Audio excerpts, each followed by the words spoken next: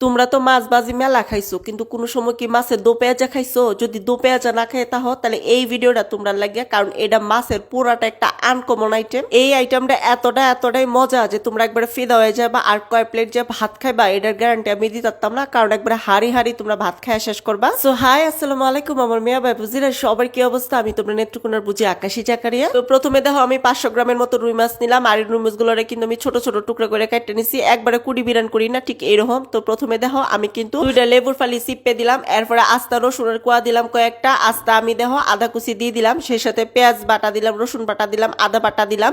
আমি কিন্তু এখানে অল্প একটু সামান্য পরিমাণ হলুদ এবং লবণ দিয়ে এটার ভালো মতো করে মাখা একবার মেরিনেট করে রেখে দিতেছি। মেরিনেট আমি মোটামুটি আধা ঘন্টার মতো করে নিবাম। আর এইদিকে দেখো আমি দুইটা টমেটো নিছি, একবার টসা পাক না একদম লাল। হ্যাঁ, তো এই ডির আমি কাটতে নিয়াম। তো এর মধ্যে তোমরা আমার কোয়েলাও মেয়ে বুঝে তোমরা কেলা চাও যে আমি তোমার কমেন্ট পড়ি। তো যদি চাও যে আমি তোমার কমেন্ট পড়ি তাহলে ঝটপট করে কমেন্ট করো কে কোথা থেকে আমার ভিডিও দেখতেছো। আর গত ভিডিওতে কমেন্ট করছে মোহাম্মদ দেলার হোসেন লন্ডন, আধিরা ফারিয়া ইন্ডিয়া, ফাহমিদা ইসলাম সিলেট, নজরুল ইসলাম কেরানীগঞ্জ, উম্মে কুলসুম কুমিল্লা। অনেক অনেক ধন্যবাদ সবাই কমেন্ট করার জন্য। তোমরা তো দেখছো যে দুইটা টমেটো আমি সুন্দর করে কাটটা ভালো মতো করে ধুয়ে নিলাম, যাতে করে টমেটোর ভিতরে যে পানিটা আছে এটা যাতে কোনোভাবেই না তাহে। আর ওইভাবেই কিন্তু দেখো আমি ছোট ছোট করে টুকটা করে কেটে নিছি। আচ্ছা, তারপরে দেখো আমি কিন্তু একটা প্যানের মধ্যে অল্প একটু তেল দিয়ে আমি ওই যে পেঁয়াজ গুলো আছে না ওগুলোরে দোবাজি করে নিলাম। এরপর ওই তেলের মধ্যে অল্প একটু বাটার দিলাম, বাটারটা যখন গলে যাবো তারপরে মেরিনেট করা যে মাছগুলো আছে ওগুলো সবগুলা দিয়ে দিব। একটা জিনিস খেয়াল রাখতে হইব, যতটা সম্ভব পানিটারে কিন্তু সিপে ভালো করে ফালায় তারপরে তেলের মধ্যে ওই মাছগুলারে ভাজি করে নিতে হইব।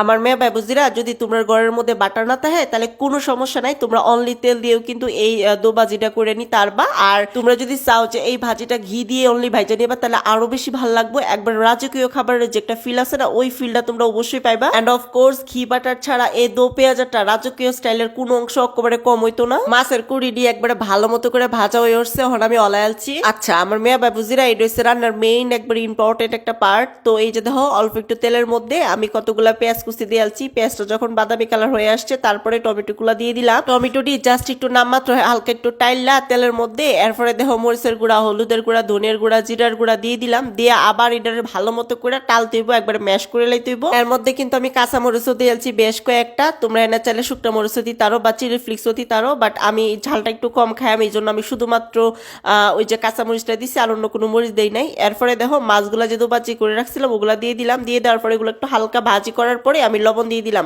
লবণটা কিন্তু আমি শুরুতে দেই না আমার মেয়ে ভাই বুঝিরা, তোমরা কিন্তু এটা ভালো মতো করে দেখছো। লবণটা দিয়ে যখন দেখবা যে 95% ভাজি হয়ে গেছে তখনই কি করবা, ওই যে পেঁয়াজগুলা দিয়ে দিবা যেগুলো আমি দোবাজি করে রাখছিলাম। তারপরে আবার কিছুক্ষণ ভাজতে হবে, মোটামুটি 5-6 মিনিটের মতো ভাজি করার পরে উফরেতে দেখো আমি ধনেপাতা ছিটাই দিছি। তোমরা চাইলে বিলাতি যে ধনেপাতাটা সেটাও দিতে আর ওইটাও খুবই ভালো লাগে। মাছের এই দো পেঁয়াজটা যদি তোমরা ভালো লাগে তাহলে যদি চাও যে এই দো পেঁয়াজটা অন্যজনের দেহ হোক সি হোক তাহলে শেয়ার করে দিবা। আর তোমরা আইডির টাইমলাইনে অবশ্যই শেয়ার করে রাখবা যাতে এই ভাজিটা দেখে ঝটপট করে বানায় খেলতারো। মাছের এই দো পেঁয়াজটা বানাইতে খুবই সহজ, ঘরের মধ্যে যা কিছু আছে সবকিছু দিয়ে কিন্তু তোমরা বানায় তারবা, একবারে ঝটপট করে বানায় তারবা। আর যদি মেহমান আয় তাইলে তো বলে একবারে কোনো কথাই নাই, এর সামনে খালি এটা দিবা ব্যাগটা তো একবারে এটা দিয়ে খায় উঠতে উঠবো, একবার ঠাইসে খাইবো, এটা একবার গ্যারান্টি দিয়ে কইতাছি, এত মজাই হয়।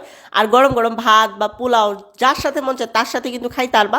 যদি ভালো লাগে শেয়ার করো, আমার পেজে ফলো দিও, চ্যানেলে সাবস্ক্রাইব করো। আল্লাহ হাফিজ।